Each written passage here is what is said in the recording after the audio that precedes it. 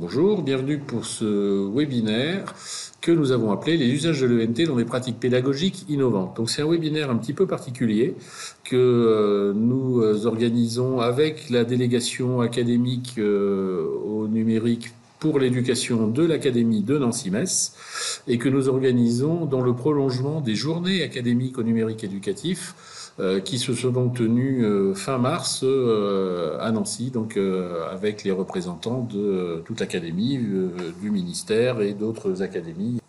Alors, pour animer ce webinaire, donc, moi je suis Thierry Paco, je suis expert métier chez Cosmos.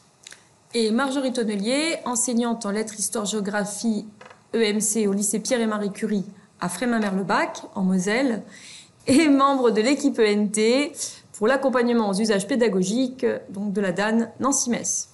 Alors, comme d'habitude pour tous les webinaires, vous savez que vous avez la possibilité dans le petit cadre qui est sur la droite là, de poser pendant toute la durée du webinaire vos questions par chat et nous y répondrons donc en fin de session directement. Alors, on va commencer par une petite introduction. Ensuite, on parlera des deux concepts un petit peu innovants qui seront traités dans ce webinaire, à savoir la classe inversée et la classe accompagnée, qu'on regardera un petit peu en détail. On fera une petite conclusion et on pourra passer à la phase de questions-réponses habituelle. On va donc commencer par la partie introduction. Donc les journées académiques du numérique éducatif, donc là organisées fin mars 2019, ce sont 3 journées où nous avons donc une première journée où nous avons eu des groupes de travail avec donc des membres du ministère, des permanents donc de la délégation académique au numérique pour l'éducation, des chefs d'établissement et différents partenaires. Le tout autour de questions qui nous paraissent importantes dans le numérique donc d'aujourd'hui. Le vendredi, nous avons accueilli des délégations de référents numériques, d'administrateurs ENT et de lycée 4.0. Voilà, c'est un événement important donc, qui se passe tous les ans. Mais cette année, il prend une dimension unique puisque ce sont donc 3 jours et notamment le samedi, un accueil pour les familles. Côté Cosmos, nous, on était présents sur ces journées académiques, tout simplement du fait que depuis la rentrée de septembre 2018, donc nous sommes opérateurs de l'ENT de l'ensemble des établissements de la région Grand Est avec le projet monbureaunumérique.fr. Alors, le but de ce webinaire, c'était de se poser une question qu'on a formulée de manière un tantinet provocatrice. Est-il possible d'avoir des pédagogies innovantes avec l'ENT ?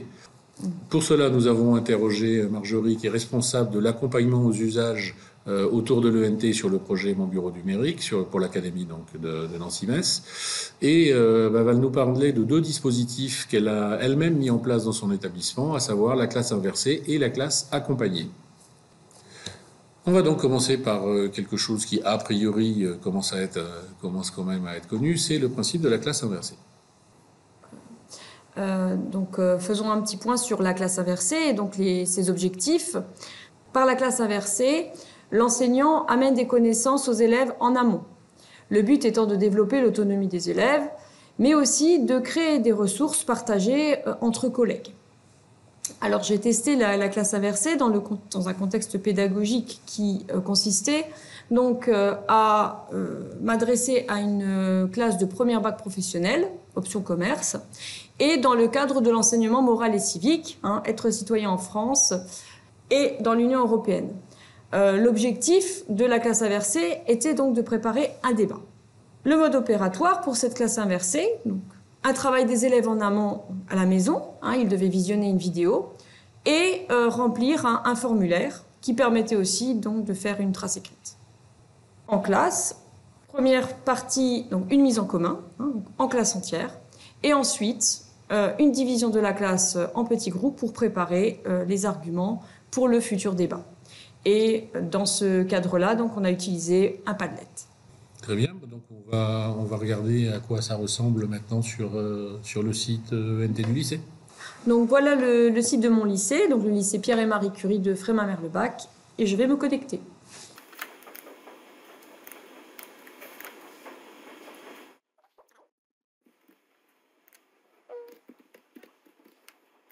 Donc nous venons d'arriver sur la partie connectée de l'établissement Et dans le cadre de la classe inversée, j'ai utilisé l'espace des classes.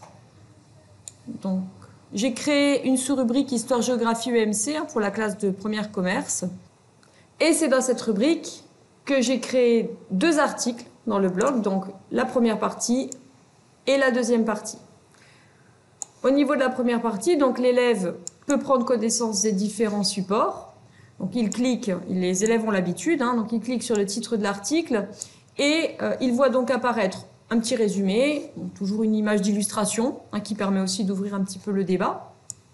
Et enfin, j'ai intégré donc un ancien support que j'avais créé sur Adobe Spark Page, qui a le mérite d'être très esthétique. Donc, je rappelais les objectifs aux élèves et donc à cela s'ajoute une petite vidéo. Alors pareil, la vidéo, c'est un ancien diaporama que j'ai mis en voix et que j'ai intégré directement dans l'article. Les élèves visionnent la vidéo et complètent un questionnaire, donc un formulaire que j'ai créé sur le NT et qui servira d'évaluation formative. Une fois qu'ils ont complété donc, le formulaire, ils valident. Et moi, je récupère les résultats. Je peux voir un petit peu qui a bien compris, qui a eu des difficultés. Et ça me permettra, lors du retour en classe entière, de pouvoir réexpliquer ce qui n'a pas été compris ou, au contraire, passer très vite si les notions, ici en l'occurrence, c'était donc les étapes du droit de vote, les différentes étapes et l'élargissement pour amener les élèves à comprendre que les enjeux d'aujourd'hui en matière de vote, c'est notamment l'abstention, mais ici plus particulièrement, c'était le droit de vote des étrangers. Voilà.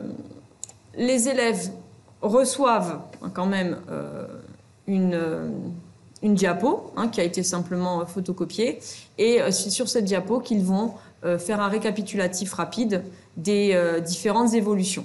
Ils ramèneront ce travail lors de la partie, donc de la phase de révision ensemble en classe entière. Une fois que donc, ces connaissances ont été apportées en amont, que j'ai pu vérifier et évaluer de façon donc, formative, que j'ai pu évaluer si oui ou non les élèves ont bien compris, eh bien on va passer donc, à la partie 2. Donc, voilà. On fait un débrief très rapide, on revoit un petit peu ce qui doit l'être, et puis on passe à la partie 2. Donc là, les élèves, via le NT, accèdent de nouveau par la rubrique à un nouvel article, et c'est donc la partie 2 qui va les aider à préparer un débat. Donc, chaque groupe va avoir accès à l'article, et puis pareil, donc j'ai intégré de nouveau une page Adobe Spark, donc Adobe Spark Page. Et là, je reprends rapidement avec les élèves. Ils ont l'énoncé et ils vont ensuite effectuer des travaux de groupe. Voilà. Pour ce faire et pour leur donner accès à de nombreuses ressources, j'ai utilisé un Padlet qui a été intégré directement dans l'article de blog. Les élèves vont pouvoir ensuite donc, regarder et prendre connaissance de différentes ressources et préparer leur débat. La séance d'après, c'est le débat. Et donc les élèves, la classe inversée ici sert donc pour les élèves à avoir déjà vu toute la partie élargissement du droit de vote, pour justement placer entre guillemets, le problème qui va ici être mis en débat. La classe inversée offre plusieurs bénéfices, tant pour les enseignants que pour les élèves. Donc, au niveau des enseignants, elle permet un partage des activités, parce qu'on peut très bien se servir de vidéos qu'on a retrouvées sur YouTube ou bien qu'on avait faites avant. On peut les transférer à ses collègues. Et par la rubrique, et notamment par le blog, si on a, comme nous on l'a créé dans notre établissement, créé une rubrique de partage, eh bien on peut même copier directement les articles qui sont intéressants, qui ont été par exemple proposés par des enseignants de l'établissement. On peut les reprendre, les modifier et ce que l'on reproche souvent à la classe inversée, c'est que cela prend du temps, mais si on partage les activités, en final, on en gagne. Après, un des bénéfices aussi de la classe inversée, c'est l'optimisation du temps de classe. En effet, puisque les élèves étudient en amont un certain nombre de connaissances, eh bien on peut vraiment prendre du temps pour proposer des activités différentes. Ici, la classe inversée, elle prenait vraiment tout son sens parce qu'on était dans le cadre de l'EMC. Et faire de l'EMC en simplement apportant des connaissances, c'est pas du tout ce qui est préconisé. Par contre, mettre en place un débat, il faut quand même avoir, pour les élèves, il faut pouvoir leur donner le temps de travailler. Et c'est pour ça que la classe inversée me paraissait une très bonne façon de présenter les choses. Voilà, les élèves, il y avait un certain nombre de connaissances à acquérir, ils pouvaient les acquérir quand même très rapidement à la maison parce que, pareil, au niveau de l'élève, le but, c'est pas de le surcharger. Là, l'activité en elle-même va leur durer au maximum 1 heure. Mais par contre, on va gagner un temps précieux en classe. Le blog, l'article de blog est très intéressant parce qu'on peut créer très facilement des contenus, notamment si on en a déjà à disposition, parce que les enseignants ont déjà soit des vidéos, soit des diaporamas. Eh bien, par l'article de blog, ils vont les intégrer et ça va devenir de nouveau très cohérent et très esthétique. Après, justement, pourquoi est-ce que j'ai choisi l'article de blog? Parce qu'il était très facile d'utilisation, tant pour l'enseignant que pour l'élève. Facilité d'utilisation pour l'enseignant parce qu'il crée en quelques clics, il va créer l'article. Et au niveau des élèves, les élèves n'ont qu'à cliquer sur le titre de l'article pour avoir accès aux différents supports qui ont été proposés. Alors, la classe inversée, les bénéfices du côté des élèves, c'est l'individualisation du parcours. L'élève qui passe plus de temps parce qu'il a plus de difficultés peut revoir plusieurs fois la vidéo, par exemple, peut prendre le temps pour répondre aux différentes questions du formulaire. De ce fait, il devient aussi autonome, il devient acteur de sa propre formation. Et, comme je le disais tout à l'heure pour l'article de blog, il va, en cliquant sur le titre, il a accès à toutes les ressources au même endroit, donc dans cet article, et il n'a pas besoin d'aller sur différents sites et se perdre. Alors, côté ENT, les outils qui ont été utilisés, donc on a utilisé le blog de la rubrique, que normalement tout le monde connaît, qui est un outil particulièrement simple. On a utilisé aussi l'outil de formulaire. Donc là, c'était pour faire la partie évaluation formative, en fait, faire le recueil des informations à la fin de la partie travail à la maison, finalement, des élèves, pour voir un petit peu où ils en étaient. Et puis, on a utilisé aussi l'intégration d'outils externes, donc en l'occurrence, un Padlet et puis une page Adobe Spark Page. Alors,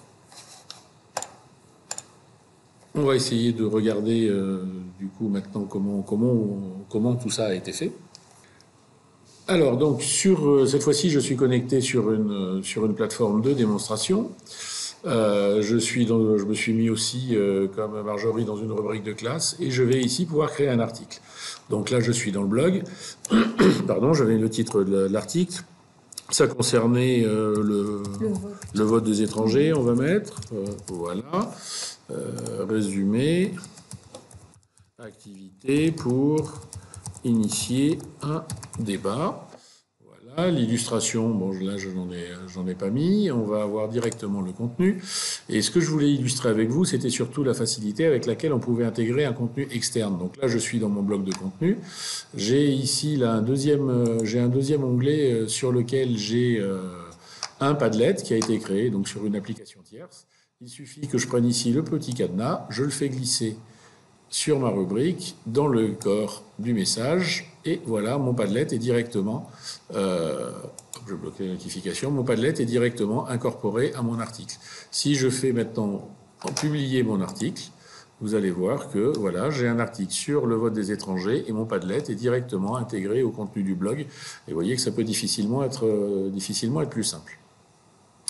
Alors, on avait également parlé du formulaire. Donc, les formulaires sont dans les services personnels. Ici, on a quelques exemples de formulaires. Si je veux montrer comment on crée un nouveau formulaire, donc je peux le créer ici. Je vais ici donner un titre. Je vais reprendre le même le vote des étrangers. Là, je peux choisir quel type de formulaire j'ai. Est-ce qu'il est authentifié, c'est-à-dire que je récupère l'identité des élèves. Il peut être anonymisé, donc ça veut dire que dans ce cas-là, il faut être authentifié pour y répondre. Mais par contre, celui qui lit les résultats du formulaire ne sait pas qui a répondu. Et puis, il peut être complètement public. À ce moment-là, il est vraiment anonyme et tout le monde peut y répondre. Donc là, en l'occurrence, dans le contexte, ça serait plutôt anonymisé pour savoir qui a répondu quoi. Voire aussi, ça pourrait être aussi anonymisé finalement, parce que ce qui est intéressant, c'est de voir globalement sur la classe combien d'élèves ont compris. À ce stade-là, c'est pas forcément une nécessité de savoir qui a compris quoi pour ça. On peut demander si la réponse est modifiable ou pas. La synthèse, on peut l'afficher ou pas. On peut définir qui a accès aux réponses. Et puis éventuellement notifier l'auteur du formulaire à chaque fois que quelqu'un va y répondre. Une fois qu'on a fait ça, on peut passer à la partie questions. Et là, on va avoir un petit texte qu'on peut modifier, une première question qu'on peut modifier, et vous verrez que sur les questions, vous pouvez mettre un intitulé pour la question, choisir le type de réponse. Donc ça peut être un format dateur, ça peut être une pièce jointe, une réponse, des cases à cocher, des boutons radio, une liste déroulante, un tableau de boutons radio ou un texte complet. Donc vous avez la possibilité de choisir ce que vous voulez. En fonction de ce que vous aurez choisi comme type de réponse, ici vous mettez les choix de réponse possibles. Vous précisez si c'est obligatoire ou pas. Si on laisse un champ de pièce jointe, éventuellement vous pouvez rédiger une petite aide pour accompagner les élèves et vous allez valider tout ça.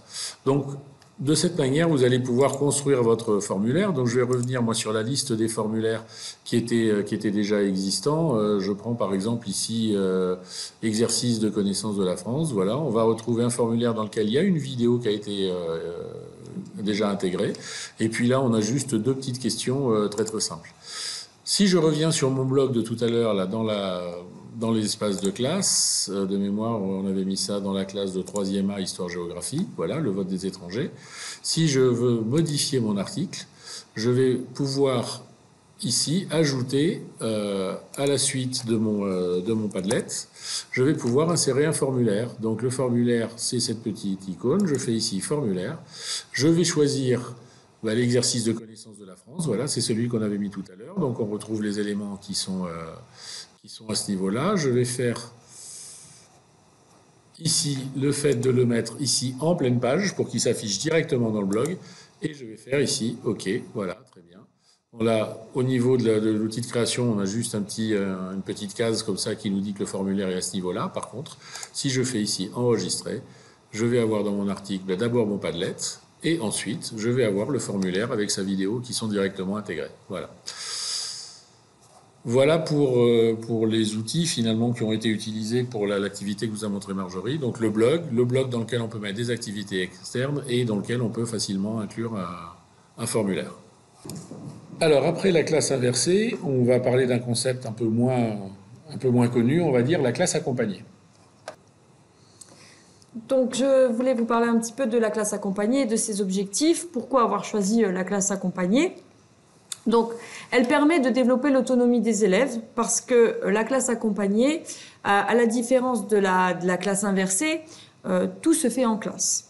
Donc, s'il y a une vidéo à regarder, elle se fera, le visionnage se fera en classe, mais l'élève est seul. Ou il peut aussi choisir de regarder la vidéo avec un camarade et puis de répondre aux questions.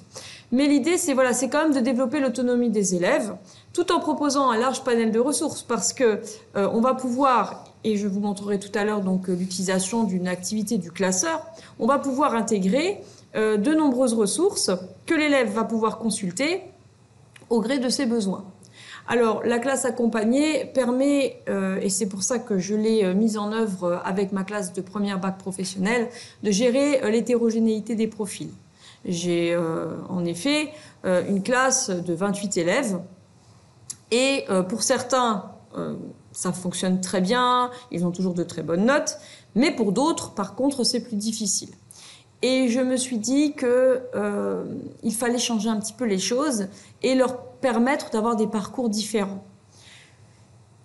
Et ça me permettait effectivement aussi d'accompagner chaque élève au cas par cas. Parce qu'au final, j'ai plus de temps puisque les élèves sont sur leur ordinateur, ils sont en train de travailler, s'ils ont besoin d'un coup de main, ils m'appellent et donc je peux aller vraiment aider l'élève qui sera en difficulté. Par contre, celui pour qui tout va bien, va pouvoir enchaîner sans qu'il y ait en fait ce problème d'attendre celui qui ne comprend pas, par exemple. Et même, ce qui est très intéressant, c'est que ça peut créer du lien aussi, parce que l'élève, par exemple, qui a tout compris, qui a été très vite, peut prendre du temps pour aller aider un autre camarade. Alors, le contexte dans lequel j'ai testé la classe accompagnée, donc comme je l'ai dit tout à l'heure, c'était auprès d'une première bac professionnelle commerce, de 28 élèves, qui avait quand même une très forte hétérogénéité. Et j'ai choisi donc la géographie parce que il y avait un sujet d'étude qui se prêtait très bien à la classe accompagnée, donc ici acteurs, flux et réseaux de la mondialisation. Alors je précise quand même, je ne les avais pas à 28 parce que j'avais préféré tester, parce que je n'étais pas, voilà, je voulais être sûre que ça fonctionne. J'ai donc utilisé des heures de groupe. Voilà, les élèves avaient été prévenus et avaient ramené leur équipement informatique. Alors, la classe accompagnée s'est déroulée selon un mode opératoire. Alors, il y avait 2 cours qui étaient, eux, obligatoires, parce que ça permettait vraiment d'avoir un apport de connaissances que les élèves ne pouvaient pas avoir forcément par eux-mêmes. Et ensuite, c'est là que les parcours pouvaient diverger. Il y avait une situation obligatoire, mais ils avaient le choix entre les 2 situations du programme. Ils avaient en fait, dans la même activité du classeur, ils avaient les 2 situations. Après, il y avait donc forcément pour l'élève qui a déjà fait sa situation obligatoire, la possibilité de pouvoir réaliser la situation facultative. Je proposais aussi des activités de prolongement et une préparation à l'examen. Alors, concernant les activités de prolongement ou la préparation à l'examen, voire même la situation facultative, c'est là justement que les élèves pouvaient créer leur parcours. Donc, ils créent leur parcours parce qu'ils peuvent choisir. Déjà, ils créent leur parcours parce qu'ils peuvent passer plus de temps, par exemple, sur le cours 1 s'ils n'ont pas bien compris. Ils peuvent passer aussi du temps sur le cours 2. Après, ils ont une situation obligatoire. Et admettons que l'élève en grande difficulté a déjà réussi à réaliser ces 3 activités. Eh bien, il lui suffira simplement, peut-être, de prendre un petit temps pour préparer donc rapidement les 2-3 exercices de préparation à l'examen. Et au final, il aura eu l'ensemble du cours, ce dont il a besoin. Alors que, admettons, et c'est le cas, j'ai une élève qui est comme ça, qui va très très vite, eh bien, elle a pu tout faire. Mais je n'ai pas stigmatisé celui qui n'y arrivait pas, et celle qui a pu tout faire, au final, elle a travaillé à son rythme, et elle ne s'est pas sentie lésée dans cette histoire. Voilà. L'idée vraiment de cette classe accompagnée, c'était que chaque élève pouvait se créer son propre parcours, mais que j'étais quand même toujours là pour accompagner ceux qui en avaient besoin. Mais il n'y avait pas que moi, il y avait aussi leurs autres camarades. Et ça a permis aussi de créer du lien, chose qui était un petit peu compliquée dans cette classe.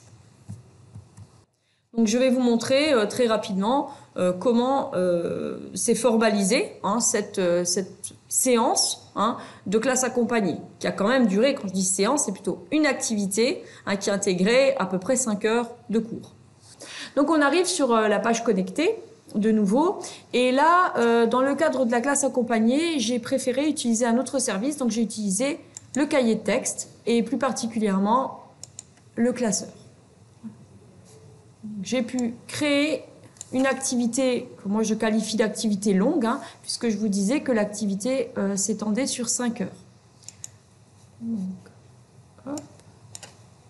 Voilà, vous voyez, il n'y a qu'une seule, ici, il n'y a qu'une seule activité. Voilà. Les élèves, là aussi, il y avait un réel intérêt, c'est que les élèves apprenaient que pour certaines activités, on pouvait utiliser le blog, et pour d'autres, donc le classeur. L'activité du classeur, elle est aussi très pratique parce que elle peut être directement diffusée dans le cahier de texte des élèves. Donc ici, donc comme vous avez pu le remarquer, je suis passée en plein écran pour que donc ça je l'explique tout le temps aux élèves. Je leur dis bien pensez à passer en plein écran, voire même pour ceux qui ont des problèmes de vue, ils peuvent augmenter la taille. Et juste une toute petite astuce quand même, c'est que quand on est en plein écran, si on veut cliquer sur l'aperçu, eh bien on a l'impression que ça ne fonctionne pas. En fait, si ça fonctionne, il faut juste passer, voilà, juste passer à réduire, dans le cas des PDF notamment. Voilà. Donc je repars en plein écran et là vous voyez donc que c'est noté, cette activité Donc prend la forme d'une page assez longue et la durée du travail est estimée à 5 heures.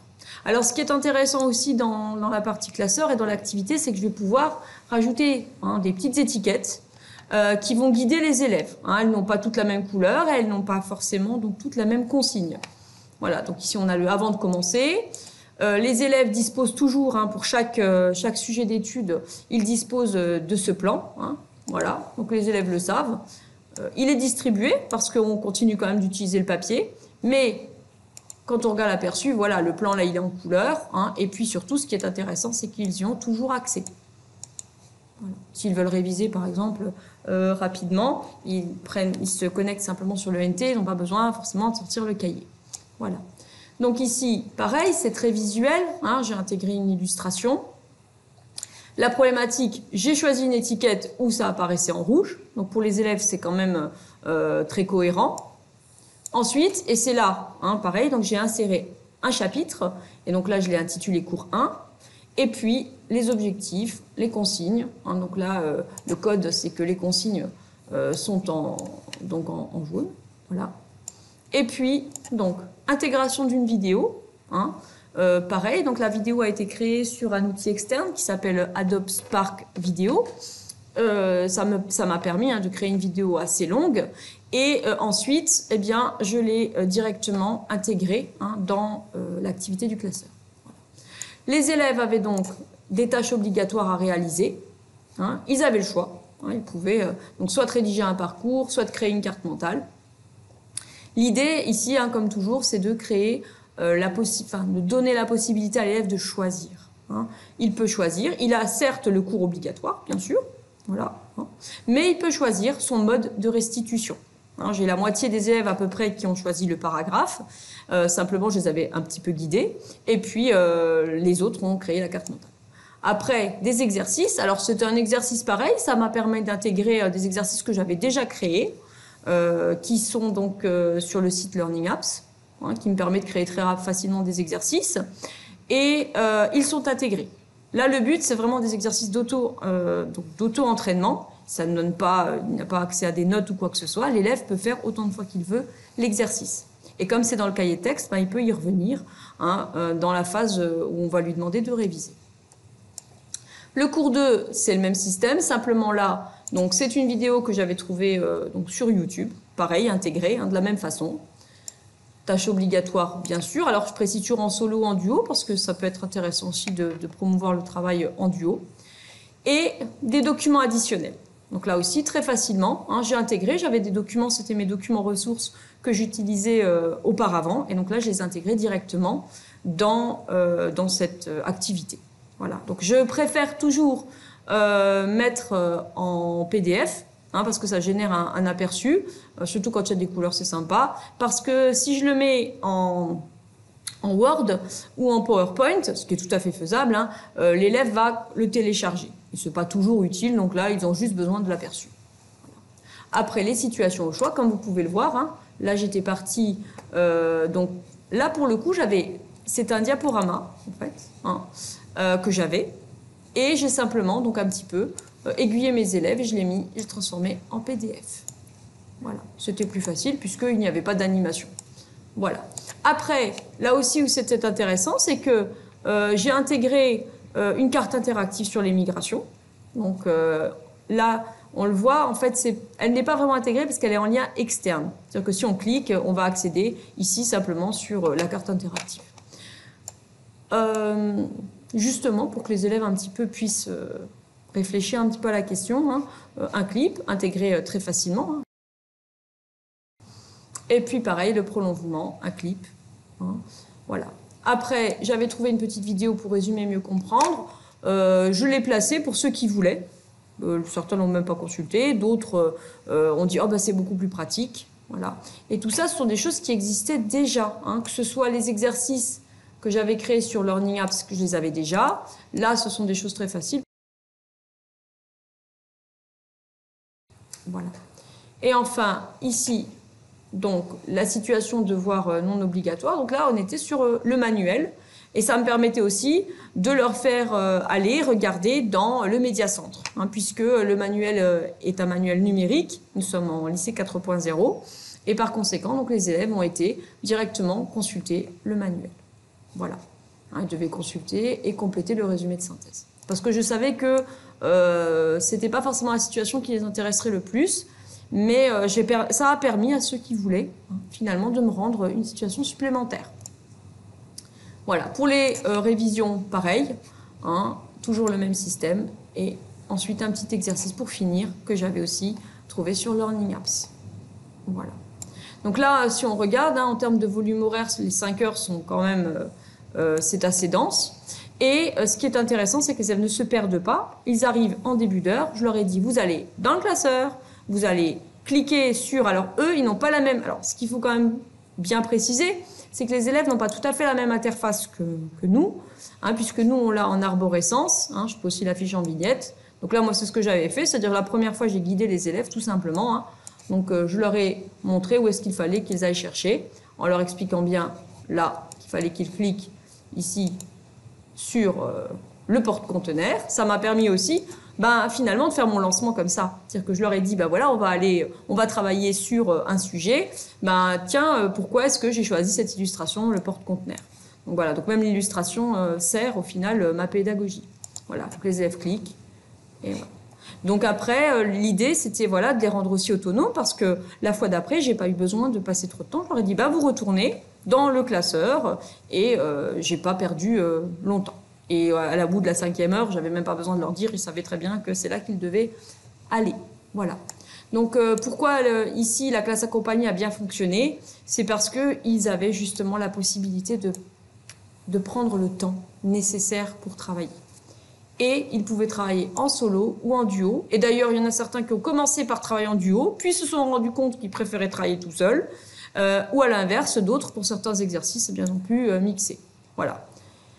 Et donc, c'était un temps qui m'a paru quand même, pour moi, enseignante, hein, qui avait passé, certes, du temps à préparer, un temps où j'ai vraiment eu l'impression que les choses étaient différentes et que, justement, la question du temps n'était pas du tout la même que lorsqu'on est en train de faire un cours où on est en train, questions-réponses, etc. Voilà. Alors, les bénéfices de la classe accompagnée, donc pour les enseignants, c'est la présentation d'activités qu'on peut proposer à différentes classes. Parce que ce que j'ai fait pour les premières commerces, j'aurais très bien pu le faire, même en modifiant un petit peu, j'aurais pu le proposer à une autre classe de première. Là aussi, c'est ce qu'on disait, c'est qu'en fait, par le biais de la diffusion, je peux diffuser très facilement dans le cahier texte d'autres classes, hein, si j'en ai 2 ou 3, les activités que j'ai créées. Je peux donc les modifier. Donc, par exemple, je peux très bien les dupliquer, enlever un petit morceau parce que je me dis que c'est un petit peu trop compliqué pour une classe, ou rajouter d'autres choses. Mais la base de travail, je l'ai déjà. Donc, je perds quand même moins de temps. J'ai réutilisé des ressources qui étaient déjà créées. Hein. Donc, elles ont été réutilisées dans le cadre ici de l'ENT et elles ont pris, justement, du coup, elles ont pris une autre dimension. Hein, c'est pas simplement je donne un diaporama en téléchargement aux élèves, par exemple. Là, il y avait vraiment toute une logique et les élèves voyaient donc de façon plus esthétique aussi. Hein, je trouvais que de pouvoir ajouter des illustrations ou les vidéos ou même les documents PDF, ça permettait quand même de mettre en valeur les différents supports.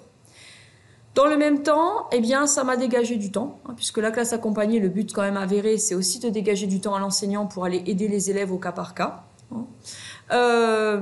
Toujours pareil, j'ai pu proposer cette classe accompagnée grâce à la facilité d'utilisation, hein, ici non plus du blog, mais d'une activité du classeur. Et quand même, hein, donc il faut le souligner, l'un des bénéfices que j'en ressors et qui m'a fait vraiment beaucoup plaisir, c'était de remarquer l'amélioration de l'ambiance de classe, puisque là, les élèves étaient moins stressés, puisqu'au final, les bons, entre guillemets, hein, parce que voilà, les bons, les élèves qui étaient plus en avance pouvaient aider les autres, ou alors, justement, effectuer les prolongements. Parce que j'ai quand même, dans cette classe, des personnes qui m'ont demandé à aller vers un BTS. Elles ont pu faire plus, hein, d'activité. Et puis les élèves qui, eux, avaient des difficultés, ont réalisé ce qu'on aurait réalisé en classe de façon traditionnelle, hein, mais ils ont pu le faire à leur rythme. Alors du côté des élèves, c'est ce qu'on disait, voilà, il y a une interactivité qui se met en place entre l'enseignant et les élèves, mais qui est différente. C'est pas du cours dialogué. C'est je vais aider vraiment l'élève qui me dit là je n'ai pas compris, est-ce que vous pouvez m'aider sur ce point-là? Je vais pouvoir passer du temps avec chacun. De leur côté, les élèves, eh bien, on facilite l'autonomie puisque l'élève qui lui n'aura pas éprouvé de problème majeur va pouvoir avancer à son rythme et justement gérer son temps. Après, pareil pour les élèves, comme je le disais tout à l'heure, ils ont accès à une séance du classeur qu'ils peuvent retrouver très facilement. Et dans cette activité du classeur, eh bien, ils ont accès à un certain nombre de ressources et n'ont pas besoin de se perdre sur différents sites et autres. Voilà.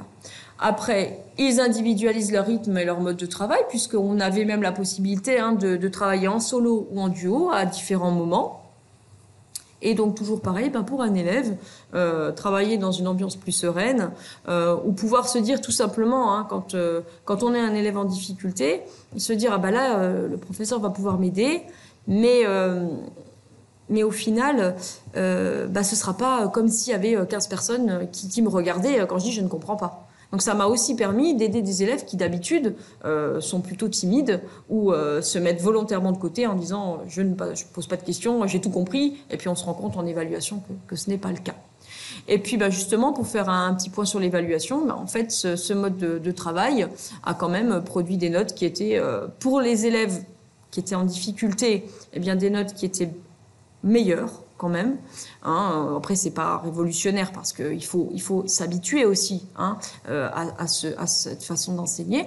Mais les bons élèves, j'aime toujours pas utiliser cette expression, mais bon, donc les élèves qui avaient plus de facilité, justement, dans l'évaluation, ils avaient pu faire l'ensemble du parcours et ont eu d'excellentes notes.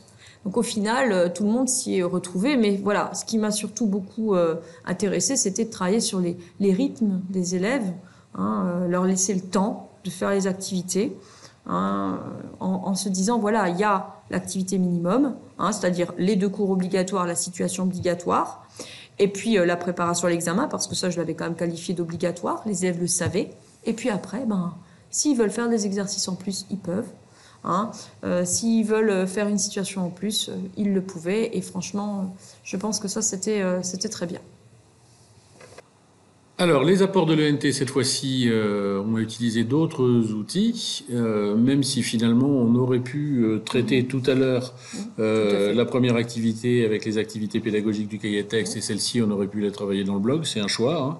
Les outils sont parfaitement compatibles, mais là, donc, ce qui a été utilisé, c'est le cahier de texte, le classeur pédagogique, le studio de création d'activités, donc qui permet de créer des activités pédagogiques, activités qui ont ensuite été diffusées via le cahier de texte aux élèves. Donc, je vais vous montrer rapidement un petit peu le principe de création, si vous ne le connaissez pas encore. Et on va se connecter à nouveau sur une plateforme de démonstration. Alors, me revoilà reconnecté avec un compte de prof sur ma plateforme de démonstration. Je vais aller dans le cahier de texte et, en tant qu'enseignant, je vais aller dans le classeur pédagogique. Donc, dans mon classeur pédagogique, j'ai un certain nombre d'activités qui ont déjà été créées et j'ai la possibilité directement d'en créer une. Donc, si je crée mon activité, je vais pouvoir ici lui mettre un titre et puis ensuite, je vais pouvoir utiliser les différents outils. Je vais juste l'appeler démonstration pour l'instant. Donc là, je peux ajouter éventuellement un chapitre. Je peux insérer un texte libre. Je peux insérer une image. Ce dont Marjorie s'est servi pour les illustrations.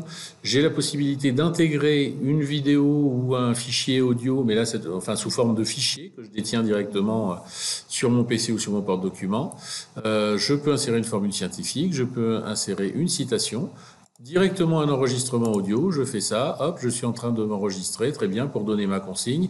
Hop, là je fais arrêter, je fais enregistrer et j'ai directement mon enregistrement audio que les élèves pourront écouter dans l'activité. Je peux, comme tout à l'heure on a vu les formulaires, je peux également mettre un formulaire dans une activité pédagogique. J'ai la possibilité de mettre soit un lien simple, soit un contenu externe. On a vu tout à l'heure comment on allait récupérer un Learning Apps ou un Padlet ou quelque chose comme ça. Eh bien, on peut le faire aussi dans une activité pédagogique, mettre un fichier joint et les fameuses petites fenêtres que Marjorie a utilisées pour donner les consignes, les objectifs, etc. Donc, tout ça combiné un petit peu dans l'ordre que l'on souhaite, ça permet de fabriquer des activités pédagogiques. Si je reviens sur mon classeur, donc là je vais quitter, je ne vais pas enregistrer cette activité. Si je reviens, voilà, j'ai un certain nombre d'activités qui ont pu être créées, par exemple ici. Si je prends celle-ci, que je la consulte, voilà, j'ai un cours qui a été fait avec, et voilà, il y a des outils intégrés, il y a un certain nombre de choses. Alors cette activité, j'ai la possibilité, hop, je vais fermer, j'ai la possibilité de la diffuser. Donc si je prends par exemple celle sur le Front Populaire, je peux diffuser une copie de cette activité à ma classe. Si je prends la classe de 3e A, je me retrouve ici avec mon cahier de texte et je vais pouvoir, alors si ma mémoire est bonne, ça s'est coulé sur 5 séances, sur 5 séances d'1 heure. Voilà, donc là c'est une séance de 2 heures, donc je peux sélectionner cette séance.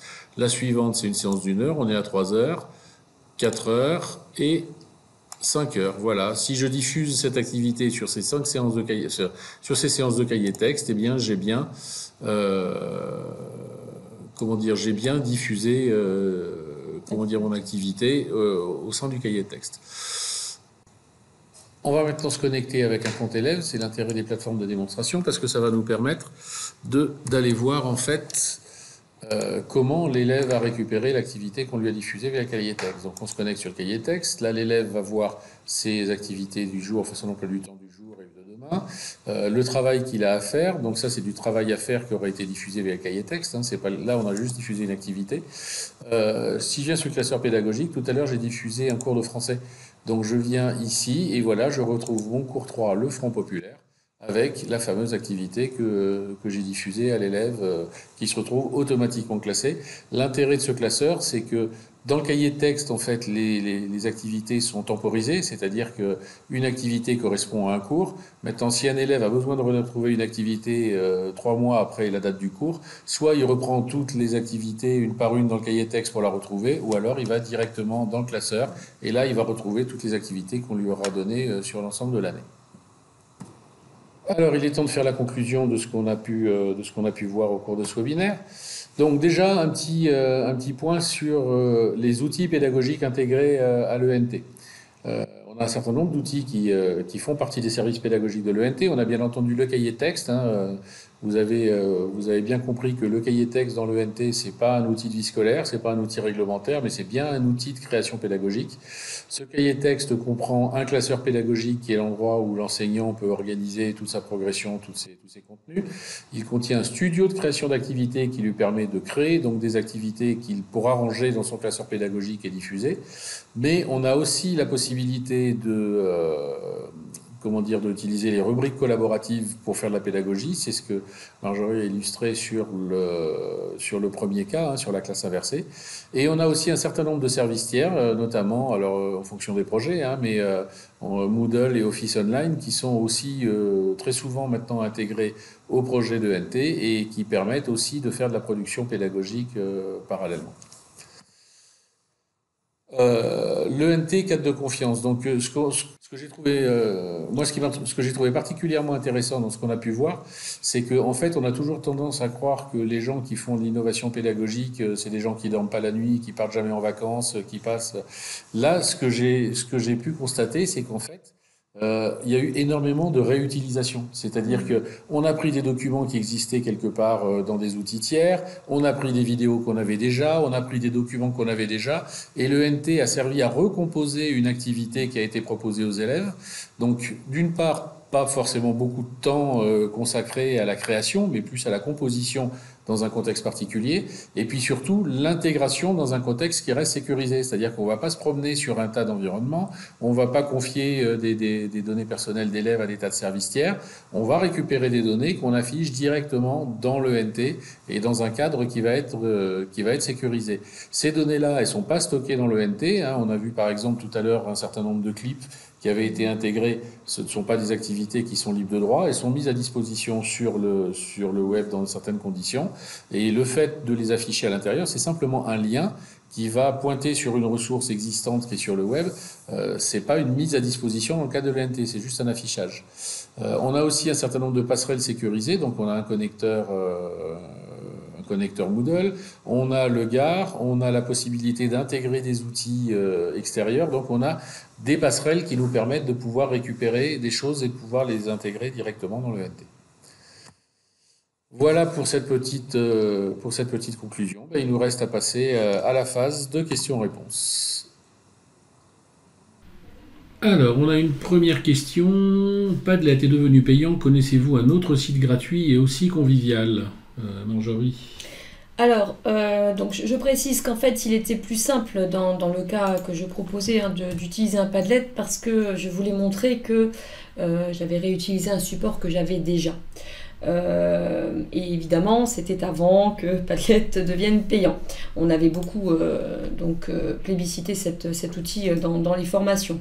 Après, il est tout à fait possible de créer le même parcours ou un parcours similaire dans le blog directement, en mettant, en agrégeant, c'est ce qu'on dit toujours, on agrège des contenus, que ce soit des vidéos, on peut même mettre des pièces jointes. Voilà, il faut simplement après veiller à ce que ça reste lisible pour les élèves, donc peut-être créer un article spécifique pour cela. Mais c'est tout à fait faisable en l'état. Après, au niveau de sites gratuits qui permettraient de retrouver certaines fonctionnalités là que je montre du Padlet, vous avez Adobe Spark Page, qui est encore gratuit pour l'instant, j'espère qu'il le restera. Mais ça c'est à la volonté ici d'Adobe Spark. Et puis sinon vous avez aussi Genially, qui dans sa version gratuite permet quand même, pareil, de proposer des sortes de murs, c'est la même chose, on pourrait très bien imaginer d'agréger des contenus comme ça. Voilà. Après, à mon avis, si vous voulez vraiment utiliser les potentialités de l'ENT, vous pouvez très bien placer ces contenus directement dans un article de blog. Voilà. Après, je lis qu'est-ce qu'un Padlet exactement. C'est vrai qu'on l'a pas assez précisé, mais un Padlet, c'est tout simplement un mur. C'est un mur sur lequel on peut placer des contenus, que ce soit des contenus, souvent des contenus internet. On pouvait aussi mettre un certain nombre de vidéos, mais là, pareil, quand c'est devenu payant, la taille des vidéos qu'on pouvait insérer était plus petite, mais on peut aussi mettre en place, tout simplement, mettre des pièces jointes. Voilà.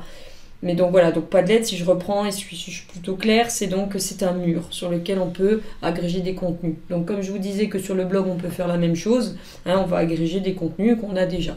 Donc au final, vous pouvez vous retrouver à ne travailler que sur le NT. Ce qui est toujours pareil, une garantie de simplicité pour l'élève, de simplicité d'accès, c'est plus facile pour lui. Et en même temps, vous pouvez produire, lui mettre à disposition des contenus divers et variés.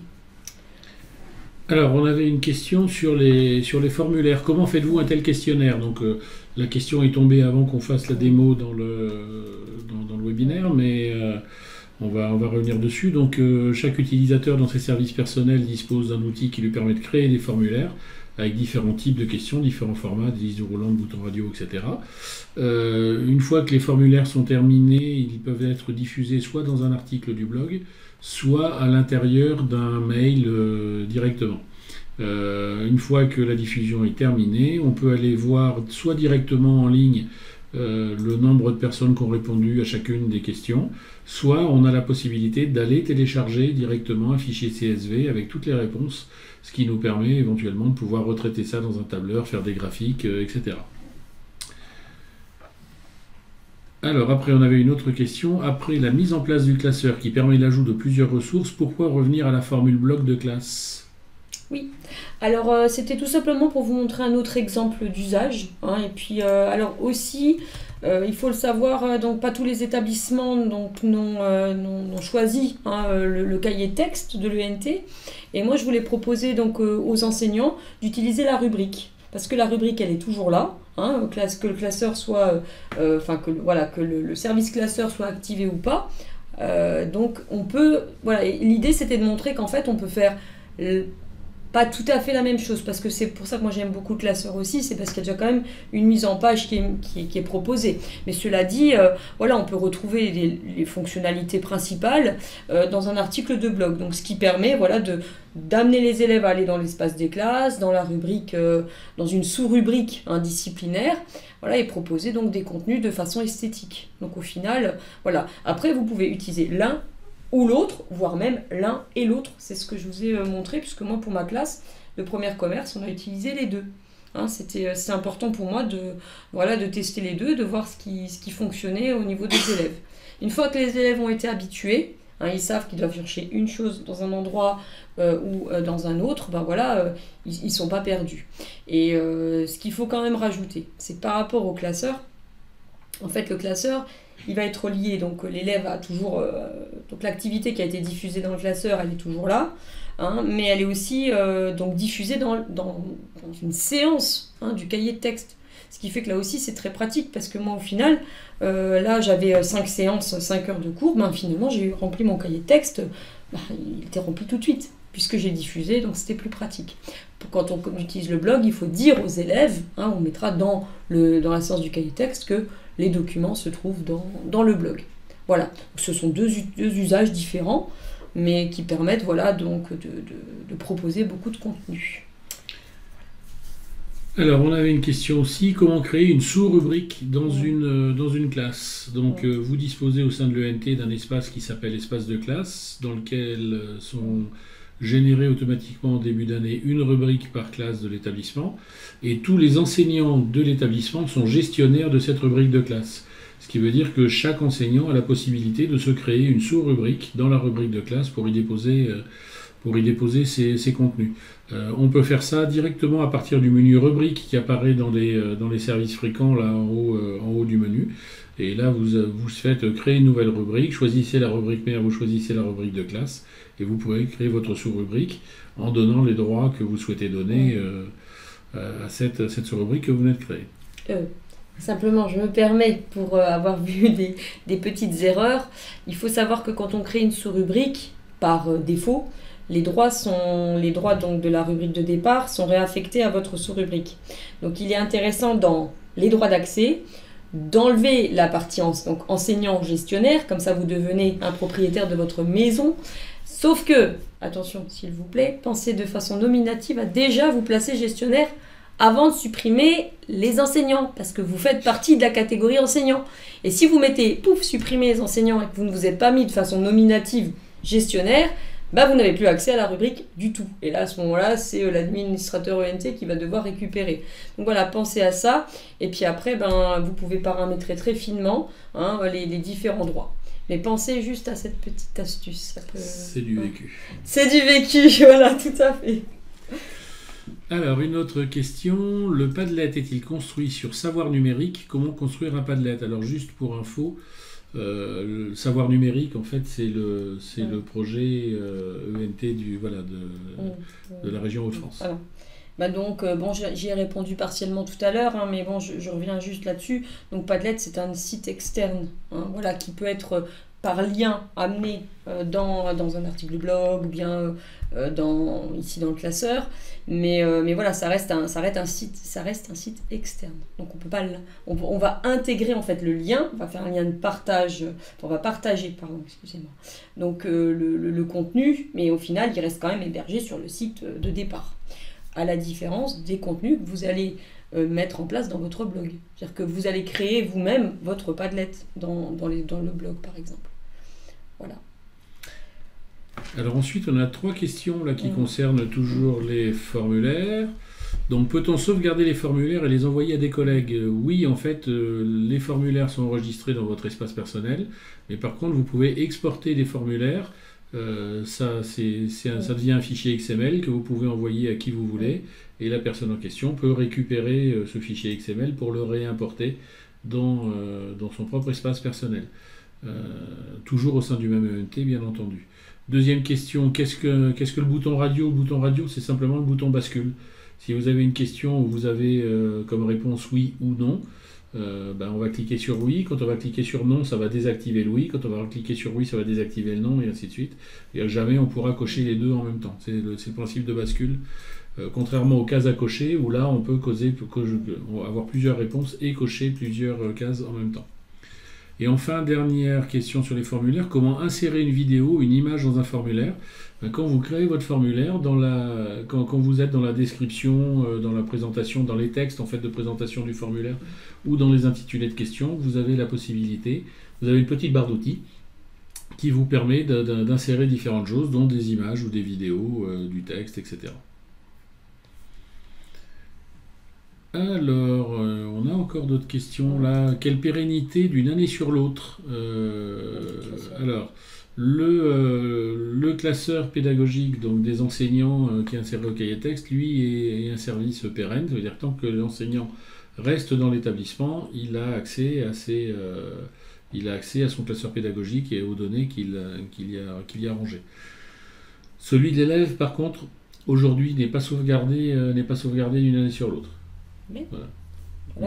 Mais donc, je pense pouvoir proposer une solution qui est tout simplement qu'en fait, en début d'année, comme donc si vous suivez par exemple vos classes sur plusieurs années, il est tout à fait possible de rediffuser, dès le 1er septembre par exemple, ou 2 septembre, vous rediffusez dans le classeur de l'élève, vous lui rediffusez de nouveau les activités. Il suffit à ce moment-là, si vous avez fait des dossiers, de rediffuser le dossier complet. Ce qui fait que les élèves vont retrouver dans leur classeur, là, c'est pas lié au cahier de texte, on est d'accord à ce moment-là, c'est plus dans une séance du cahier de texte, mais ils auront, tout au long donc, de leur scolarité, peuvent très bien récupérer une sorte d'archive des différentes activités. Donc c'est tout à fait possible, mais par rediffusion. Voilà, c'est pas l'élève il l'a et puis il va le garder, parce que sinon, rendez-vous compte aussi, moi je le vois déjà avec ce que j'ai diffusé à mes élèves, il y a quand même beaucoup d'activités. Donc il faut aussi se rendre compte de ce que l'élève va voir. Lui, il faut à tout prix que ce soit très lisible pour lui. Donc si vous voulez rediffuser, vous pouvez très bien créer par exemple, je sais pas moi ici, ce serait par exemple archive année de première. Vous mettez toutes les activités dedans, vous diffusez le dossier, l'élève va retrouver son dossier en archive, année de première. Voilà. Alors ensuite, une question. Et si nous changeons de NT? Bon, déjà, nous, on espère que vous n'allez pas changer tout de suite. Vous venez d'arriver, vous n'allez pas partir aussi vite que ça. Enfin, au moins pour les gens qui sont autour de la table avec sur le Grand Est. Donc comment récupérer les travaux? En fait, dans le classeur pédagogique, on a un export, alors attention aux acronymes, un export au format IMSCC. Donc c'est un export qui va vous permettre de récupérer un fichier zip dans lequel il y a toutes les données qui sont consultables en fait dans un navigateur. Donc les différentes ressources sont consultables en hors ligne via un navigateur à l'intérieur de ce fichier. Et donc on n'a plus besoin de l'ENT d'origine pour pouvoir regarder ça. Après, il y a certaines plateformes qui acceptent les imports IMSCC. Moi je suis toujours très prudent sur les imports-exports avec les formats d'échange, parce qu'en fait il y a tellement de sous-nuances de formats d'échange que des fois on ne retrouve pas forcément toutes ces données. Mais il y a en tout cas cet export qui existe. Alors justement par rapport indépendamment d'une récupération des travaux, il y a des questions par rapport au fait de pouvoir partager une activité du classeur avec l'équipe. J'ai une question là-dessus. Comment faire pour qu'une activité soit partagée avec toute l'équipe ou un autre professeur? Donc, alors à l'heure actuelle, Thierry... Aujourd'hui, c'est pas possible. Voilà, mais c'est des choses qui sont en cours de développement chez nous. Et c'est pour ça que je proposais, et c'est ce que nous, on a mis en place chez nous, et ça fonctionne. Donc, dans mon établissement, donc j'ai fait créer, c'est important, j'ai fait créer une rubrique, donc ici c'est lettres histoire avec mes collègues, et dans le blog, donc je crée des articles, mes collègues aussi, et on peut les copier. Après, c'est ça qui est très intéressant, c'est qu'on peut copier un article de blog dans le blog d'une autre rubrique, quelle qu'elle soit, et donc ça permet en fait de pouvoir partager. Ici, donc non pas les activités du classeur, on est d'accord, mais les activités du blog. Ce qui fait que là, vraiment, moi je sais que mes collègues m'ont dit, bah tiens, ça m'intéresse, je récupère et je le place dans la rubrique, donc la sous-rubrique de classe, donc d'une de mes classes, voilà. Donc ça permet voilà, aussi de le partage d'activités, donc forcément d'avoir moins à créer d'activités. Ce que je disais par rapport à la classe inversée où on dit souvent que c'est chronophage. Si on se partage les choses, ça va quand même mieux. Voilà. Et donc par le blog c'est très facile, on fait copier, pouf, on voit dans l'arborescence où on va le coller, il suffit juste après à ce moment-là de publier, et voilà, c'est fait en 2 clics. Et on peut même, avant même de le publier, une fois qu'on l'a publié, on peut très bien le modifier pour ajouter quelque chose ou enlever, et donc se l'approprier totalement. Voilà. Mais effectivement, comme le disait Thierry, et on est content que ce soit possible, c'est que, ça soit bientôt prochainement possible, voilà. Donc ce serait voilà, le partage d'activités du classeur, voilà, un peu sur le même modèle, quoi. On propose, et puis dans ce que j'ai cru comprendre, on propose, et puis la personne... Oui, le principe, en fait, c'est que chaque utilisateur pourra décider avec qui il veut partager les activités, et celui qui sera destinataire verra un peu comme un panier sur un site marchand, verra en fait les activités qu'on lui propose, et il aura le choix soit de les rejeter, soit de dire bah oui, elles m'intéressent, et de les intégrer dans son classeur pédagogique pour pouvoir les retravailler, les rediffuser à son tour, quoi. Donc c'est ce qui est actuellement en cours de développement. Alors une autre question, toujours pour Marjorie. J'utilise également ces 2 pratiques pédagogiques et je suis régulièrement confronté à un problème de manque de temps pour la correction. J'ai des groupes de 18 étudiants, je suis souvent obligé de repasser en classe entière pour faire la correction. Alors oui, alors par rapport à la classe, inversée, c'est ce qu'on disait, il y a toujours une partie où on va essayer de voir un petit peu ce qui a été, ce qui n'a pas été, et puis faire un retour classe entière, donc ça pose pas de souci. Après, par exemple, et c'est le cas dans la classe accompagnée, et c'est pour ça que moi j'ai choisi ce mode de fonctionnement, c'est qu'il y a un moment, par exemple, alors ça m'est pas arrivé sur cette activité-là, mais j'ai fait d'autres activités de ce type, et il y a eu un moment où je me suis rendu compte que les élèves étaient tous en difficulté quasiment au même endroit. Donc il y avait quelque chose qui ne passait pas, une notion qui ne passait pas. Et donc à ce moment-là, j'ai repris la main, tout simplement. Je me suis replacée dans mon rôle d'enseignante, mais du groupe complet. Puis j'ai dit stop, on fait une pause. Je dis vous me regardez. Et puis on reprend ensemble avec des échanges. Et on est reparti peut-être sur 5-10 minutes sur un cours dialogué. J'ai refait un petit schéma au tableau, histoire de les relancer. Et finalement, une fois que la difficulté était surmontés, ils sont repartis sur un travail seul. Voilà. Donc, il ne faut pas s'inquiéter sur ça, et puis il faut quand même comprendre qu'en fait, on parle de pratiques innovantes, mais dans le fond, on a tous notre expertise et on sait faire, et à un moment, si on sent qu'il y a besoin, on reste pas... on se dit, j'y vais, et puis c'est tout. C'est de la flexibilité. Il faut s'accorder le fait de se dire, et puis si même on se rend compte que la classe... C'est pour ça, moi j'ai essayé la classe inversée à certains moments, à d'autres moments ça ne se prêtait pas bien, donc je suis partie en classe accompagnée. Et puis il y a des moments où je suis revenue sur ce que moi j'appelle le schéma traditionnel, le cours dialogué, sans aucun remords ni scrupule. Voilà. Et donc après, le manque de temps pour la correction, c'est vrai que ça reste le temps. C'est la donnée numéro 1, c'est le temps. Voilà. Donc j'espère avoir répondu à votre question. Alors justement, à propos de temps, on va passer à la question suivante. Peut-on intégrer une activité du classeur à un article du blog de classe ? Le partage avec l'équipe serait résolu. De même, comment faire pour qu'une activité du classeur soit partagée avec toute l'équipe ? Donc ça, la deuxième partie, j'y ai déjà répondu, on y travaille, mais c'est pas encore disponible. Et puis la première partie, peut-on intégrer une activité du classeur ? Non, aujourd'hui, on ne peut pas intégrer directement. On peut finalement, ce qu'on met dans une activité, on peut le mettre dans un article de blog, mais on ne peut pas directement prendre une activité et l'insérer dans un article de blog. Ensuite, en classe accompagnée, les restitutions des élèves se faisaient directement dans le classeur ou bien sur papier ? Alors non, c'était sur papier. Parce que je tiens toujours à ce que les élèves écrivent dans leur cahier. Ils ont le cahier qui reste quand même le support pour qu'ils puissent apprendre. Après, il est possible, on pourrait très bien imaginer que, par exemple, on amende, on modifie une activité du classeur en cours de route, pour pouvoir proposer une correction. à ce moment-là, on diffuse l'activité en question, donc modifiée, au cours de la séance, on la diffuse aux élèves. Voilà, donc finalement, ils auraient aussi un support qui serait vraiment le reflet de la séance avec la correction, etc. Voilà. Mais bon, moi, le but, j'ai quand même privilégié un retour papier. Alors, une autre question. Nous constatons encore des élèves qui ne se connectent pas. Code perdu, parents non acteurs. Est-il possible de retrouver ces codes pour les étudiants qui ne se sont jamais connectés, même en collège ? Donc là, attention, parce que suivant les projets, les modes de connexion des familles ne sont pas forcément les mêmes. Dans certains cas, ils se connectent, les parents et les élèves se connectent directement sur l'ENT. D'autres cas, ils se connectent avec un dispositif qu'on appelle la fédération d'identité. Et donc, dans ce cas-là, ils utilisent leur compte d'accès au téléservice.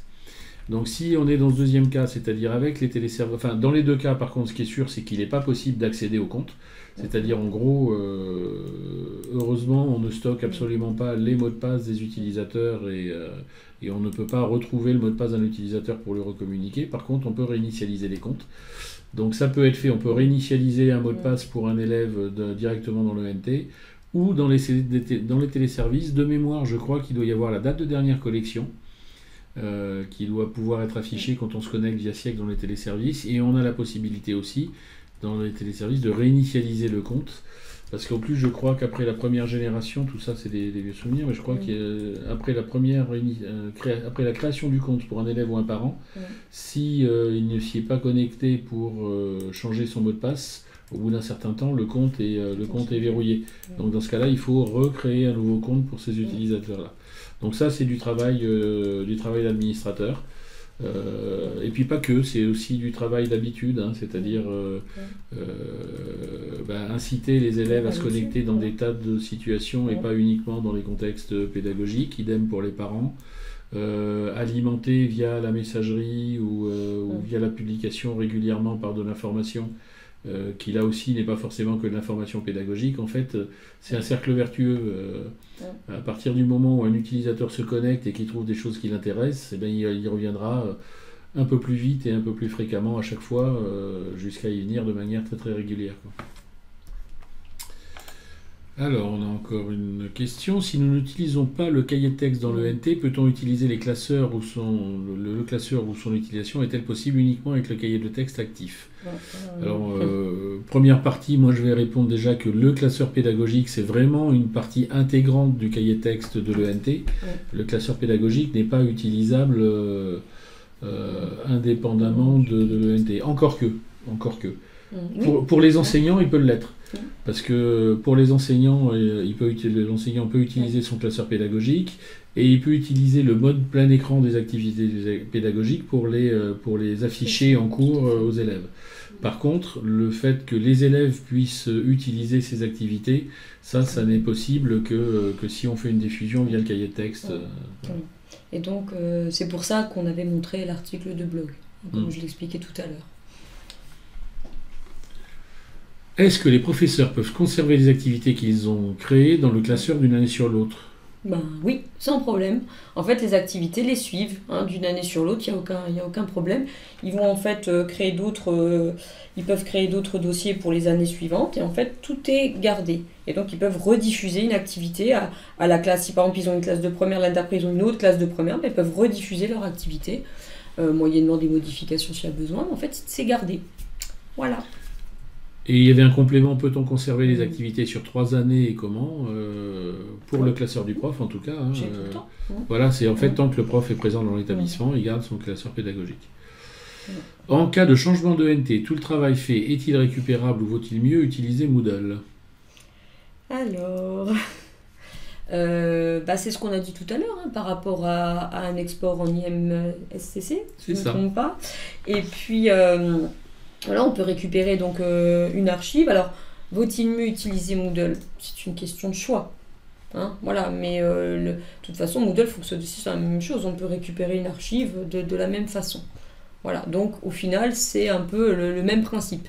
On a besoin, on va exporter faire un export de l'activité, puis ensuite faire un import, voilà, si besoin. Voilà. C'est des questions qui se posent un peu différemment, c'est-à-dire que en cas de changement de NT, tout le travail fait est-il récupérable ? On a vu qu'on pouvait faire des exports. Pour autant, vaut-il mieux utiliser Moodle? Est-ce que les programmes changent, il y a pas mal de choses qui changent. À un moment, vous investissez pour un certain nombre d'années et pas forcément ad vitam aeternam. Il y a des bonnes raisons d'utiliser Moodle, mais peut-être que celle-ci n'est pas la principale, quoi. Voilà. Sachant que de toute façon, on a vu tout à l'heure que ça soit dans Moodle d'ailleurs ou dans le classeur pédagogique, les activités que vous créez ne sont que des agrégations de ressources brutes que vous maîtrisez par ailleurs et qui bien souvent sont en dehors de l'ENT. Donc de toute façon, ces ressources brutes sont toujours réutilisables dans un autre contexte avec un nouvel outil, quoi qu'il arrive, quoi. Voilà, on peut faire des copier-coller. Si par exemple on avait un document Word, on fait des copier-coller dans un nouveau support. Donc ça pose pas de souci. On met les diaporamas, on les met en pièces jointes. Voilà, parce que là, moi j'ai quand même, je précise, parce que là, c'était de fonctionnalité avancée que j'ai utilisé. Enfin, j'ai utilisé Classeur en fonctionnalité avancée, mais j'ai des collègues qui l'utilisent tout simplement. En fait, ils créent une activité du classeur, donc ils mettent le nom de leur séance, et puis après, ils vont simplement télécharger le diaporama, par exemple. Hein, c'est aussi une utilisation du classeur, mais le diaporama est toujours là. Ils l'ont toujours dans leur disque dur ou bien sur leur poste de travail. Donc voilà, après, c'est peut-être effectivement, comme le disait Thierry, faut peut-être pas l'envisager vraiment comme ça, comme le côté pérenne, mais plutôt comme le fait que on peut avoir quelque chose d'esthétique, d'utilisable en classe, pour diffusion tout simplement aux élèves au moment où on fait son cours. Hein, voilà. Alors, on avait une question. Je trouve très dommage de ne pas pouvoir enregistrer mon classeur sur une clé USB, par exemple. Oui, effectivement. C'est vrai que sur le concept des ENT, et puis j'irai même un peu plus loin, le sens de l'histoire, c'est qu'on est de plus en plus à travailler sur des outils en ligne. Vous voyez que maintenant, il y a des clouds ou ce qu'on appelle des drives là, un petit peu partout pour pouvoir stocker ces documents et les retrouver de partout. Enfin, cette logique-là est celle qui est de plus en plus prédominante. Donc c'est vrai que le fait de pouvoir faire un export directement physique, on est plus sur des logiques de partage, mais toujours sur des environnements web, quoi. Quelle plus-value du classeur pédagogique par rapport à Moodle? Alors, c'est vraiment la simplicité de prise en main. Et donc, en même temps, je vais embrayer sur pouvez-vous nous parler de Moodle pour ces deux cas. Alors, il est possible de faire la même chose dans Moodle, oui. Sauf que moi, dans mon cas, ce qui était intéressant, c'était que l'ENT me permettait de le faire de façon avec un usage c'était rapide de prise en main, c'était plutôt convivial. Hein. Moodle, moi, c'est purement personnel ce que je vais dire, mais pour avoir déjà travaillé quand même sur Moodle, je pense que Moodle est peut-être à réserver à des collègues qui voudraient être en fonctionnalité vraiment très avancée. Mais je trouve que pour un utilisateur quand même jusqu'à expérimenter, ce que je peux quand même dire que je suis devenue, le classeur fonctionne fort bien, le blog aussi, je trouve qu'on s'y retrouve très bien dans cette ENT. Voilà, après, si on veut aller vers encore des fonctionnalités plus avancées, oui, pourquoi pas Moodle, mais c'est pas une obligation du tout. Voilà, et puis surtout, je précise qu'on peut faire des contenus très esthétiques et efficaces. Alors, une question, mais en fait, on y a déjà un petit peu répondu. Les classeurs peuvent-ils être collaboratifs prof par prof? Alors, on n'a pas de classeur collaboratif et a priori, on n'en aura pas. C'est pas la logique dans laquelle on va. Mais par contre, on est plus sur du partage d'activités entre enseignants et par contre, chaque enseignant restant maître de son propre classeur. On n'a pas de classeur collaboratif et c'est pas une évolution immédiatement prévue. Alors, une question. Qu'est-ce que le GAR? Alors, le GAR, c'est ce qu'on appelle donc le gestionnaire d'accès aux ressources, c'est un outil du ministère. Et il se matérialise dans l'ENT, généralement la partie ressources, dans ce qu'on appelle le médiacentre. Alors en fait, donc, c'est un outil du ministère qui permet une véritable adéquation avec le règlement général sur la protection des données, donc le RGPD. Parce que grâce à l'interface du GAR, en fait, ce qui se passe, c'est que l'élève a accès aux ressources qui sont les siennes, que ce soit des manuels ou des ressources. Mais ce qui se passe, c'est qu'en fait, il n'y a pas de données qui sont envoyées justement, par exemple, aux éditeurs. Tout reste dans l'ENT.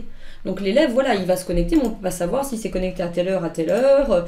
Et donc les éditeurs fournissent les manuels, hein, mais ça s'arrête là. Hein, et les élèves, voilà, donc on a vraiment la donnée élève, on sait, donc elle est sécurisée. Voilà, donc le Mediacentre, c'est ça.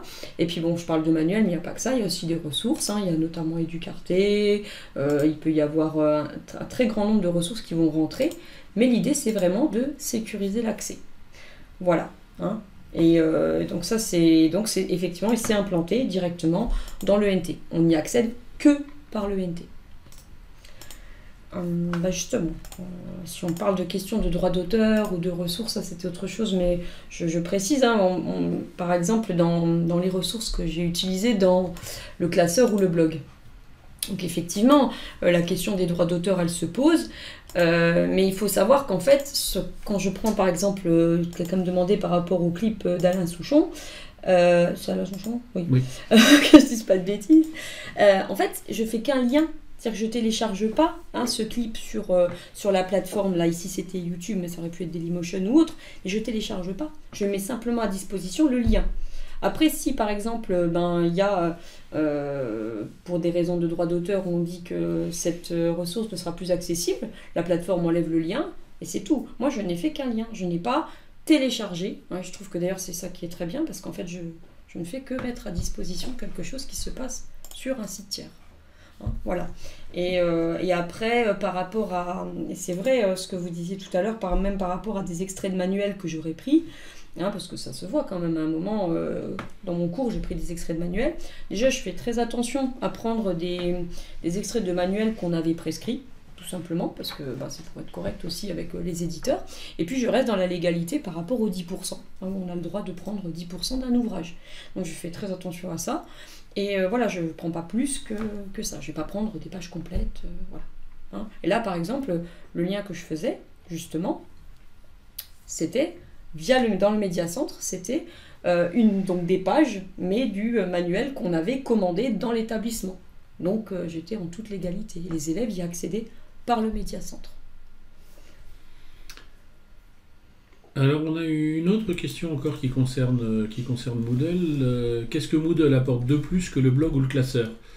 Moodle va proposer plus d'outils, il va proposer plus de possibilités de création, mais il va aussi apporter plus de complexité de prise en main. Donc, effectivement, on en parlait un petit peu avant l'animation du webinaire, là, tout à l'heure, en disant que pour accéder à Moodle, il y a une barrière à franchir qui est la prise en main vraiment de l'outil qui n'est pas forcément très très simple. Ouais. Par contre, pour les gens qui ont passé cette barrière-là, ça offre des possibilités très très importantes. Ouais. Donc l'idée, c'est pas vraiment d'avoir des outils concurrents, c'est vraiment d'avoir des outils complémentaires. Ouais. C'est-à-dire que là, ce que vous a montré Marjorie, c'est qu'on peut utiliser le classeur pédagogique de manière très très simple, très intuitive, pour faire, y compris des choses des fois un petit peu évoluer. Et donc, voilà, nous, ce qu'on a en conviction, c'est que le classeur pédagogique est accessible à tout le monde, et que parmi tous les enseignants, certains iront plus loin et iront utiliser Moodle, mais enfin chacun aura des outils qui lui permettra de pouvoir créer ses propres activités. A-t-on la possibilité de mettre notre travail en mode lecteur pour vérifier notre mise en page ? Alors oui, tout à fait. En fait, donc dans le classeur, et même dans le blog, mais j'ai déjà parlé du classeur, en fait, quand vous créez l'activité, vous pouvez, quand vous l'enregistrez, vous pouvez la consulter. Vous voyez ce que ça donne.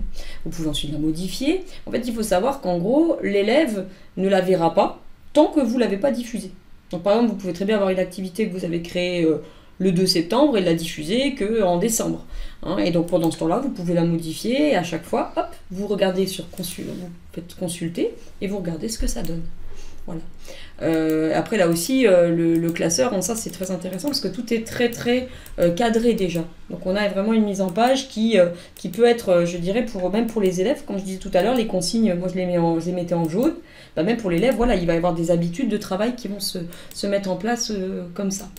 Et par rapport au blog, c'est pareil. Simplement, alors, ça sera pas un mode consultation, mais vous pouvez très bien mettre, parce que le blog, en fait, l'article, on le publie. Hein, quand on a fini, on le publie. Mais si on l'enregistre en brouillon, et bien en fait on peut voir ce que ça donne, il n'est pas publié, on peut le modifier autant de fois qu'on veut, et quand on est prêt, on le publie seulement.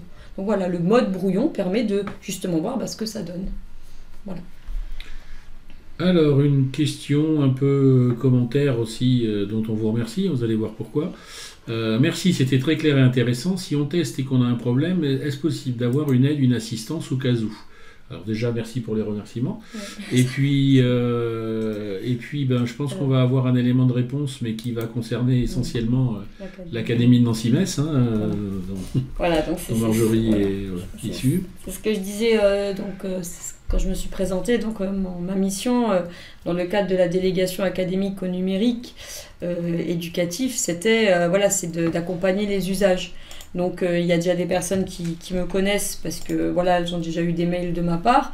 Donc il faut savoir qu'au niveau de l'Académie Nancy-Metz, vous pouvez me contacter sans problème via le mail académique et à ce moment-là, je répondrai à vos questions.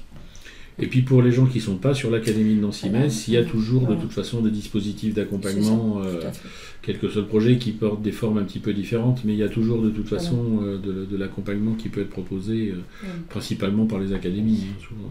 Et par rapport, par rapport à la classe accompagnée ou par rapport à la classe inversée, donc là, moi, je vous ai montré des exemples dans l'ENT. Si ces pédagogies innovantes vous plaisent bien, ou vous voulez un petit peu en savoir plus, vous tapez simplement dans un moteur de recherche. Classe inversée, vous allez tomber sur le site de la classe inversée. Et pareil, pour classe accompagnée, il y a un site complet qui est vraiment bien, avec même des vidéos, des choses comme ça, pour que vous puissiez bien voir ce dont il est question. Sous quelle forme se passe la mise en commun des informations essentielles à retenir à la fin de l'activité? Alors, il y a plusieurs méthodes. Moi, souvent, c'était une mise en commun à l'oral, ou bien vous pouvez très bien prévoir le remplissage d'une trace écrite avec les élèves dans leur cahier. Et puis, ce que je disais aussi tout à l'heure, quand je disais qu'en fait, on peut très bien modifier directement en classe l'activité, pour corriger, par exemple, certains travaux. Et du coup, en fait, on diffuse la correction. Voilà. Alors, ensuite, une question. En tant que professeur documentaliste, ai-je la possibilité d'accéder à tous les modules comme les professeurs de discipline, ayant toutes les classes et aucune attitrée? Alors là, il y a deux niveaux de réponse, en fait. Si vous avez vraiment de temps en temps, comme ça arrive avec certains profs documentalistes, vous avez de temps en temps des classes en responsabilité, donc dans ce cas-là, le fait que ça figure dans l'emploi du temps, ça va vous générer automatiquement en fait un espace cahier de texte, un classeur pédagogique, etc. Et vous allez pouvoir du coup diffuser des activités aux classes, aux élèves concernés. Après, vous avez aussi la possibilité de positionner sur le cahier de texte un rôle dont j'ai oublié le nom, mais qui s'appelle saisie libre de séance, je crois, ou quelque chose comme ça, qui va permettre du coup aux professeurs documentalistes de voir les cahiers de texte de toutes les classes, même s'il n'y a pas de séance prépositionnée. Et pareil pour le blog, on peut aussi imaginer. Donc là, c'est pour le classeur. Et pareil pour la partie de créer des séances, de créer des séances libres, ou bien s'il y a un problème de paramétrage. En fait, dans les rubriques, il est tout à fait possible qu'on vous mette donc des droits d'accès, avec un rôle de rédacteur avec mise en ligne. Et à ce moment-là, vous pouvez aussi publier dans le blog des classes concernées des articles dans lesquels vous pourriez mettre des activités. C'est ce qu'on avait fait chez nous, notre professeur documentaliste, c'est ce qu'il a fait. Il a demandé dans le cadre du Printemps des poètes, par exemple. Et donc on l'avait mis directement, il a pu proposer des articles. Voilà. Encore une question. Lors de l'insertion du Padlet dans un article de blog selon la méthode du cadenas, comme on a pu faire montrer en glissé là, déposé directement dans la page, c'est un lien vers le Padlet qui s'affiche. Le Padlet n'est pas directement inséré. Pourquoi ? En fait, dans certains cas, quand on fait comme ça en cliquer glisser, c'est rapide, mais le lien qui est utilisé n'est pas forcément le bon. Donc si vous voyez que vous avez un lien, cherchez sur le site original, donc que ce soit Padlet ou autre chose, regardez s'il y a un lien, ce qu'on appelle un lien de partage. Et cliquez bien sur insérer du contenu insérer du contenu multimédia. C'est les petites, vous savez, les petits crochets. Voilà, et passez plutôt par là alors. Et là, vous êtes sûr que ça devrait fonctionner. Voilà, si ça ne fonctionne pas directement avec Voilà, l'URL, prenez l'URL de Voilà, partage, du partage. et puis du coup, le petit bouton pour insérer, là c'est vraiment insérer un contenu externe. Voilà, Voilà. il y a pas de souci. Et puis alors, une dernière question, celle-là, elle dépasse largement le contexte NT. Hein. Bonjour, que faire des élèves qui n'ont pas fait le travail de préparation lors d'une classe inversée et comment les gérer dans la classe? Alors ça, c'est le problème de la classe inversée, ou le problème des devoirs à la maison en général, hein. Alors bon, moi c'est pour ça que je suis partie aussi sur la classe accompagnée, parce que je voulais pas me retrouver systématiquement dans ce cas de figure-là, parce que mes élèves sont pas toujours faciles. Voilà. Après, ce qui est intéressant dans la classe inversée, c'est que vous faites un retour quand même. Donc l'élève qui n'a pas fait le travail, certes, donc n'a pas eu la totalité des connaissances, mais il va quand même avoir le retour classe entière. Donc il va être raccroché. Et puis après, ben voilà, vous pouvez très bien envisager une évaluation dite bienveillante, c'est-à-dire vous mettez des points bonus à ceux qui ont fait le travail. Hein, vous mettez pas de malus à celui qui n'a pas fait, voilà, mais vous valorisez ceux qui font. Et de ce fait, voilà, ça permet à ceux qui ont travaillé de sentir voilà, qu'ils sont valorisés, que c'est bien. Celui qui n'a pas fait, ben ma foi, il n'aura pas de bonus, il va se retrouver un petit peu je dirais un peu en retrait, et puis, mais on peut quand même le raccrocher par la mise en commun. Voilà. Et c'est pour ça que je vous disais, moi j'ai pris la classe accompagnée, parce que j'ai trouvé que dans mon contexte, dans le contexte de classe, c'était ce qui me permettait de raccrocher tout le monde. Voilà. Mais... Bien, eh bien, on arrive au bout de cette longue séance de questions-réponses. Je remercier pardon, à nouveau l'équipe de la Dame de Nancy-Metz avec qui on a préparé, qui nous avait déjà invités aux Journées académiques du numérique à Nancy il y a quelques jours et avec qui on a préparé ce webinaire. C'est toujours intéressant quand on a des webinaires comme ça qui sont co-animés par des gens qui utilisent pour de vrai, on va dire, les produits. Donc c'était très intéressant. Encore merci. Merci aussi à ceux qui nous ont suivis parce qu'on a eu un petit problème technique au moment où on passait à la question-réponse. Donc si vous êtes arrivé jusque-là, ça veut dire que vous avez bien suivi le replay. On a bien enregistré les réponses pendant le webinaire, mais vous n'avez pas pu suivre ça en direct. Donc voilà, vous avez quand même, j'espère, les réponses aux questions que vous êtes posées pendant cette séance de webinaire.